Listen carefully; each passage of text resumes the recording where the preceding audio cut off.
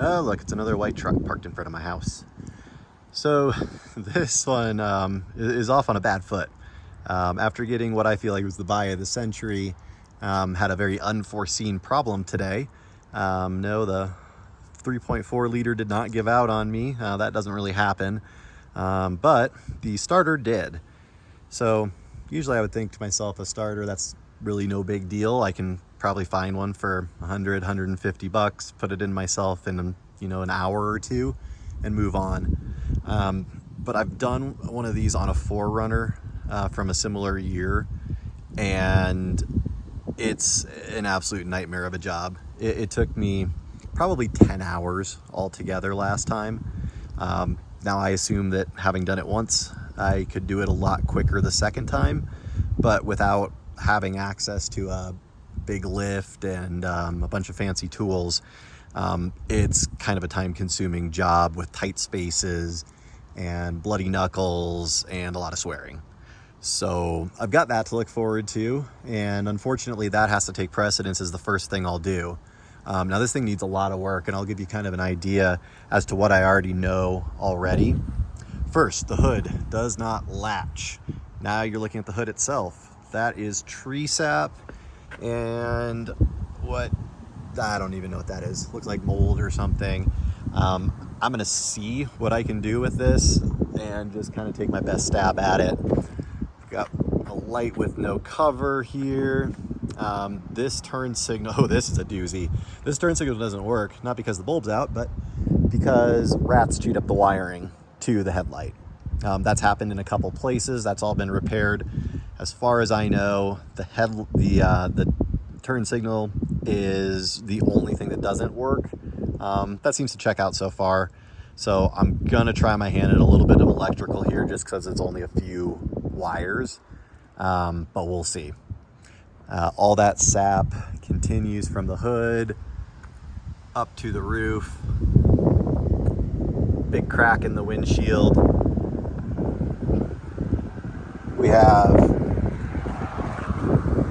rust on the doors here. This is a Colorado truck where we don't put salt on our roads.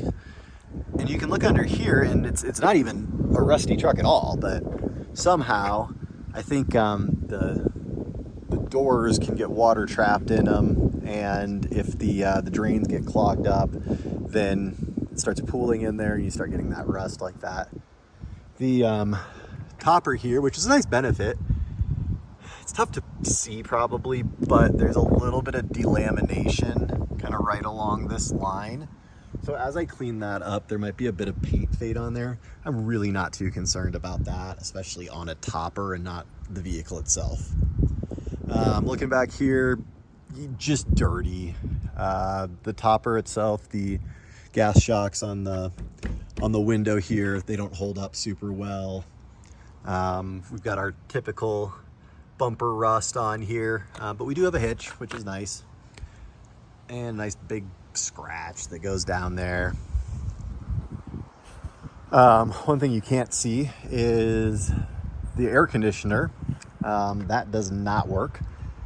And the seller thought maybe it just needed a recharge. I was able to tell really quickly that it was going to need a whole replacement because the compressor did not click on. So that's a tip.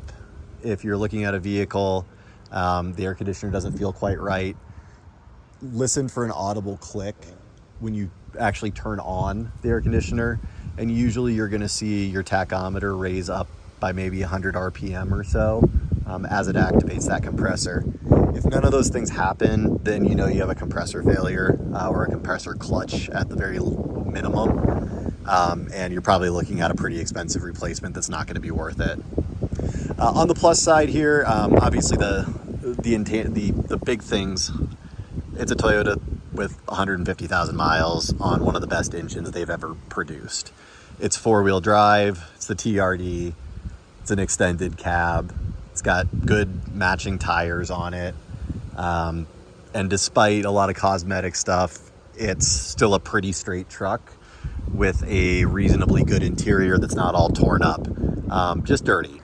So I have my work cut out for me, that's for sure. Gonna be a lot of detail work, but unfortunately this is gonna kick off with me trying to do yet another Toyota starter with just a basic jack and some tools and some good old YouTube videos. All right, well, more to come on this one, and thanks for watching.